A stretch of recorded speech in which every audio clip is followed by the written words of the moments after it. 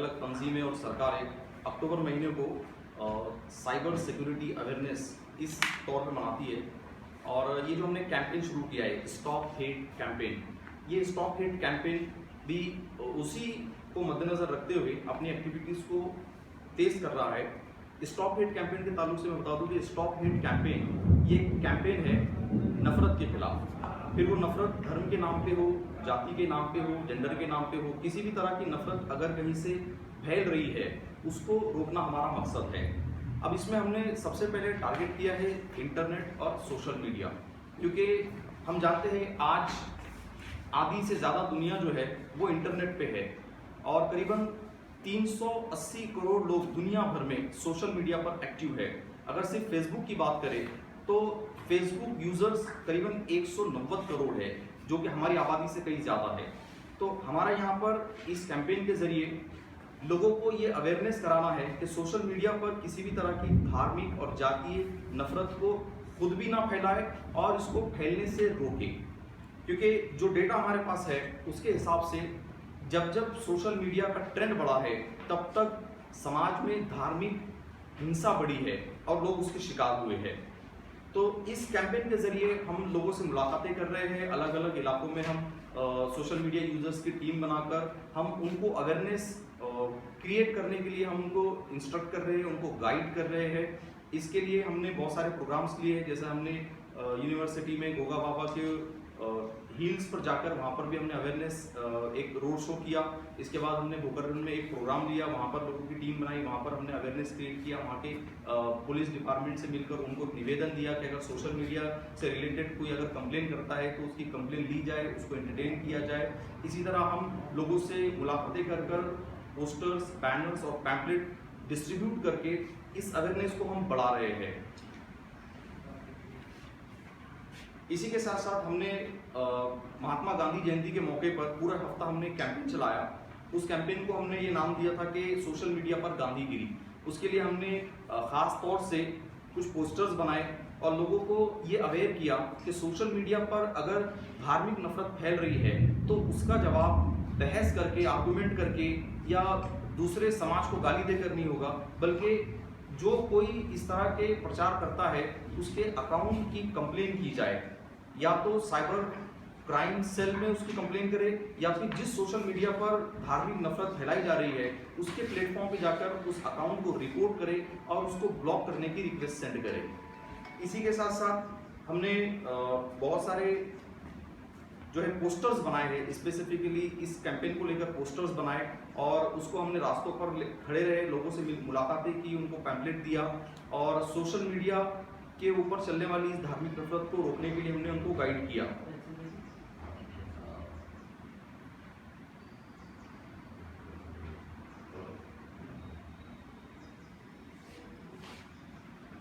Social media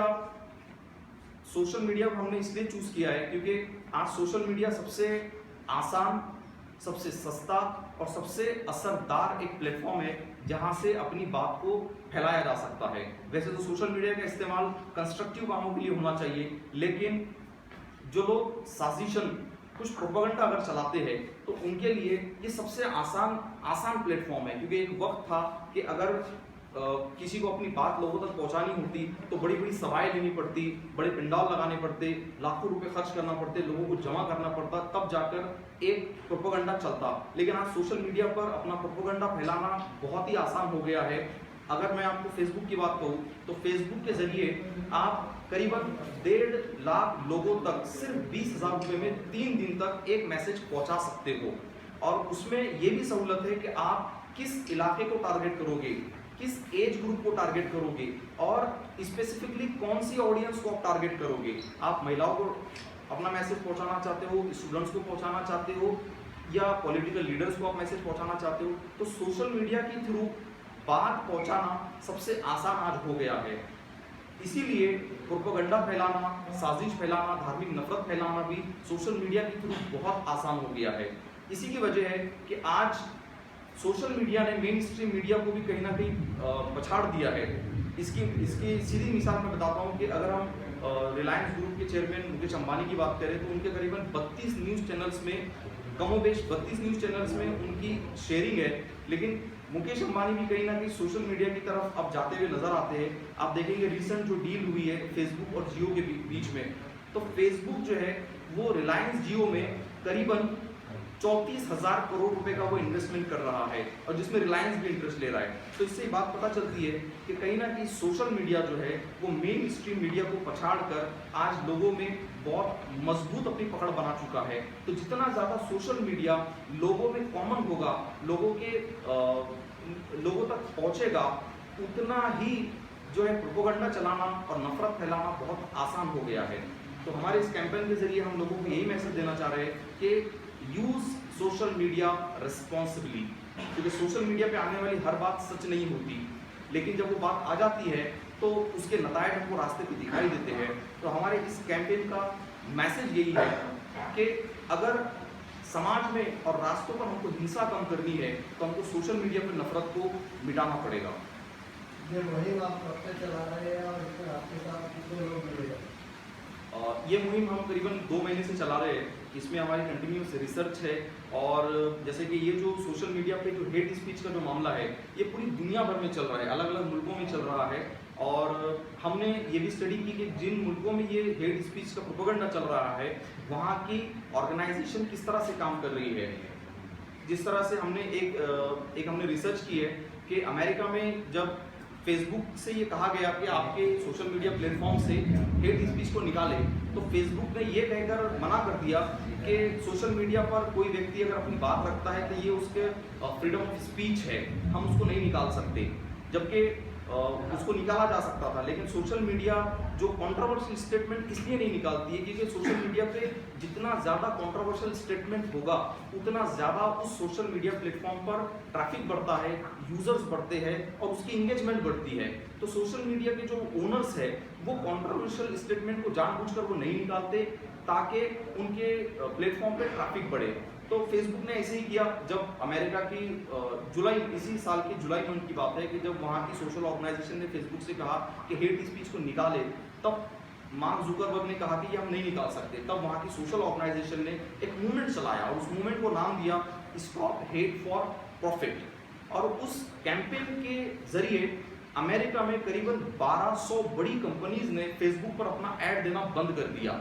जब इन 1200 companies ने Facebook पे अपना ऐड देना बंद किया तो करीबन फेसबुक को $7 बिलियन का उसमें नुकसान हुआ, और मजबूरन मार्क जुकरबर्ग को मीडिया में आकर कहना पड़ा कि मैं वो स्टेटमेंट निकाल रहा हूँ और हेट स्पीच को जो हमारी पॉलिसीज है वो भी हम बदलने जा रहे हैं। तो ये असर था सोशल ऑर्गेनाइजेशन का कि सोशल ऑर्गेनाइजेशन ने एक मूवमेंट चलाई और मार्क जुकरबर्ग फेसबुक के जो चेयरमैन है उनको वो अपनी पॉलिसी में बदलाव करना पड़ा और हेट स्पीच को निकालना पड़ा। तो हम भी यही समझते हैं कि अगर हमको समाज में फैल रही इस नफरत को रोकना है तो सोशल ऑर्गेनाइजेशन को आना पड़ेगा, और यही हमारा मकसद था। ऐसे कोई आपने डिटेक्ट किए कि ये अलग अलग जो ऑर्गेनाइजेशन है वो जानबूझकर ऐसे हेट स्पीच या जो भी है ऐसा मतलब फैला रहे, आपने इसको डिटेक्ट किए?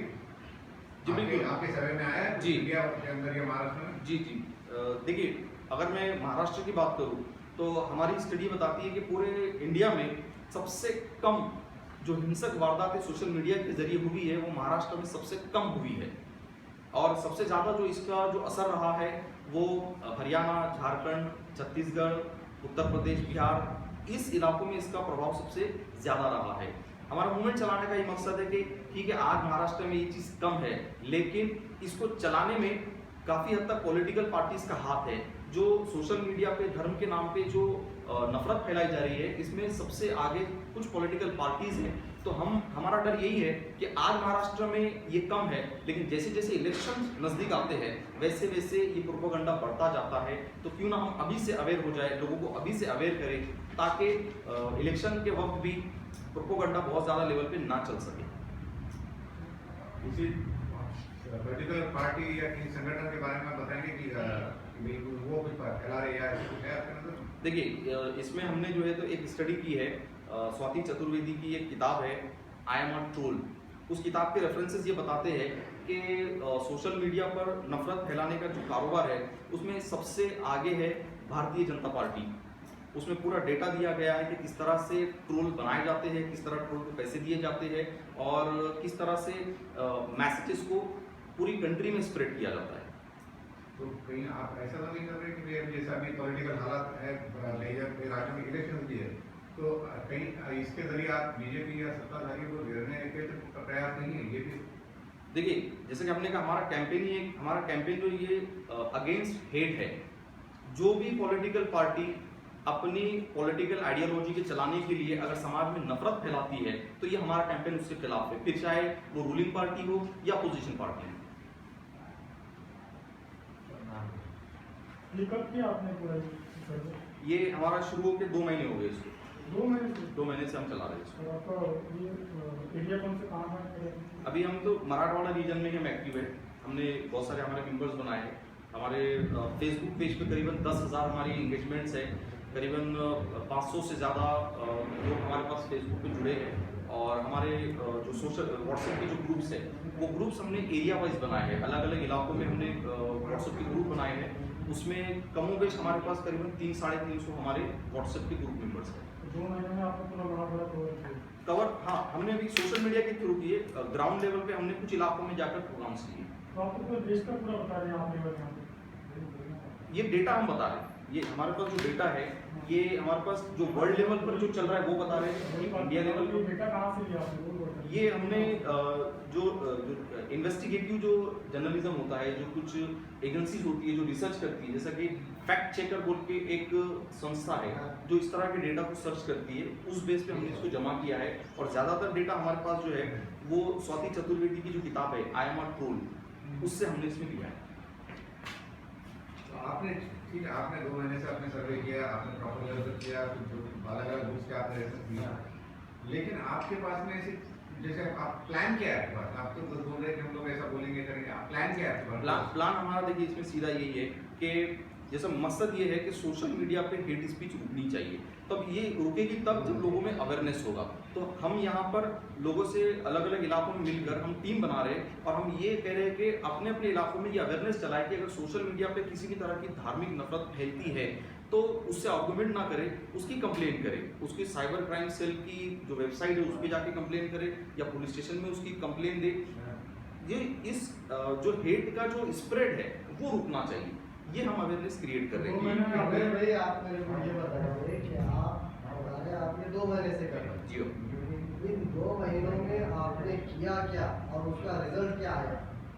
और मतलब आपकी कोशिशों के नतीजे में भाई इतने कंप्लेंट्स हुई, इतने लोगों के खिलाफ कार्रवाई हुई या फिर इतनी चीजें जो जा सकती थी वो ये स्पेसिफिक बताइए। देखिए, हमने जब अवेयरनेस क्रिएट किया कि जो भी हेट स्पीच फैलाने वाली प्रोफाइल होती है, अकाउंट होता है, उसको रिपोर्ट करिए।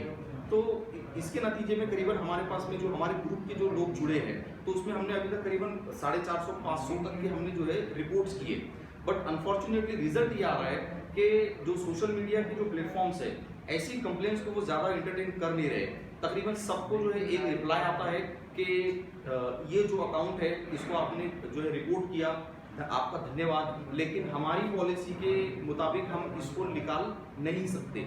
तो ये हमको वहाँ से रिस्पांस आ रहा है। तो करीबन 450-500 हमने जो है रिपोर्टिंग्स की है और हमने जो है तो इसके ताल्लुक से पुलिस विभाग में भी जो है तो हमने मालूमात दी है। जैसे औरंगाबाद के आपके साइबर सेल के जो राहुल सर हैं उनको हमने वक्तन फौक्तन जाकर हमने उनको मेमोरेंडम भी दिया, हमारी एक्टिविटीज़ का उनको जो पूरी कारकर्दगी है वो भी उनको बताया। उन्होंने उनकी तरफ से कुछ हमको हेल्प दी, कुछ वेबसाइट्स उन्होंने बताई, कुछ हेल्पलाइन नंबर्स उन्होंने बताए और कुछ जानकारी दी कि जो हमारे इस कैंपेन के काम आ सकती है। 2 महीने से आपने ये सब किया, आपने सर ये बताया कि महाराष्ट्र में सबसे कम है गुना करते हैं साइबर केस में, सबसे ज़्यादा हरियाणा, उत्तर प्रदेश, बिहार में करते हैं। तो आपने 2 महीने से मराठवाड़ा बीजेपी में सिलेक्ट किया। तो मराठवाड़ा की क्या हालत है कि कौन से जिले में सबसे ज़्यादा गुना करता है इसमें साइबर